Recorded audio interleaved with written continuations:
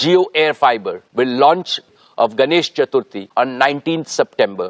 तो आपने देखा है कि जियो एयर फाइबर 5G की डेट आ गई है। अभी अभी अंबानी जी ने कल ही बताया है कि जियो एयर फाइबर 5G 19 सितंबर गणेश चतुर्थी वाले दिन लॉन्च होने वाला है। तो सबने सुन लिया कि जियो एयर फाइबर लॉन्च होने वाला है 19 सितंबर को। बट अभी भी बहुत सारे लोगों को कंफ्यूजन है कि आखिर जियो एयर फाइबर क्या है, ये कैसे काम करता है, कितने डिवाइसेस है इसमें और क्या क्या चीज़ है इसमें जियो एयर फाइबर में। बहुत सारे लोगों को कंफ्यूजन है, तो सब कुछ मैं डिटेल में बताने वाली हूँ बहुत ही इजी लैंग्वेज में कि आखिर जियो एयर फाइबर क्या है और जियो एयर फाइबर आखिर काम कैसे करता है। तो जो जियो एयर फाइबर है ये फाइबर के जैसे ही काम करता है, बट ये एक रेडियो बेस्ड सॉल्यूशन है और पूरी तरह वायरलेस है। इसमें वायर घर तक नहीं आएगी, आपको मतलब जो नेट है वो सिग्नल के थ्रू ही चलेगा। जैसे कि फाइबर में वायर्स आती हैं घर तक और थोड़ी तोड़ा फोड़ी होती है, उसके बाद हमारा ब्रॉडबैंड लगता है या फिर फाइबर लगता है, बट इसमें ऐसा कुछ भी नहीं है। इसमें दो टाइप की डिवाइसेस होंगी, एक इंडोर डिवाइस होगी, एक आउटडोर डिवाइस होगी।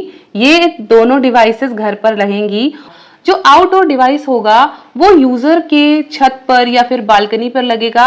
ये एक एंटीना के जैसे होगा, जैसे कि हम लोग टीवी पहले लगाते थे, एंटीना लगाते थे या छतरी लगाते थे, तो उसमें वो सिग्नल कैच करता था और फिर वो सिग्नल टीवी में भेजता था। ये भी कुछ वैसा ही होगा, ये एंटीना की तरह काम करेगा और ये रिलायंस का जो टावर नियर बाय होगा उससे सिग्नल कैच करेगा और सिग्नल कैच करके इंडोर डिवाइस पर उसको सेंड करेगा, जो कि एक हॉटस्पॉट की तरह काम करेगा। इंडोर डिवाइस पर भेजेगा और फिर वो जब ऑन होगा तो वो सारे डिवाइसेस पर कनेक्ट हो जाएगा। इसमें हाई स्पीड इंटरनेट आपको मिलने वाला है 1 Gbps तक, क्योंकि इसमें 5G है। जो बैंडविड्थ है इतनी ज़्यादा होगी कि इसको आप घर में भी या फिर ऑफिस में बहुत सारे डिवाइसेस कनेक्ट कर सकते हो, जिसमें स्पीड इंटरप्शन नहीं होगा। मतलब सारे डिवाइसेस में जो स्पीड है एकदम एक जैसी होगी। नॉर्मल फाइबर में जो स्पीड है, अगर आप बहुत ज़्यादा डिवाइसेस कनेक्ट कर लेते हो तो स्पीड कम हो जाती है, बट इसमें ऐसा नहीं है। इसमें सबकी स्पीड हाई होगी, 1 Gbps तक की स्पीड इसमें आने वाली है, तो सब में स्पीड बहुत हाई होगी। आपका जो फ़ोन 4G भी होगा तो उसमें भी आपका 5G चलने लगेगा।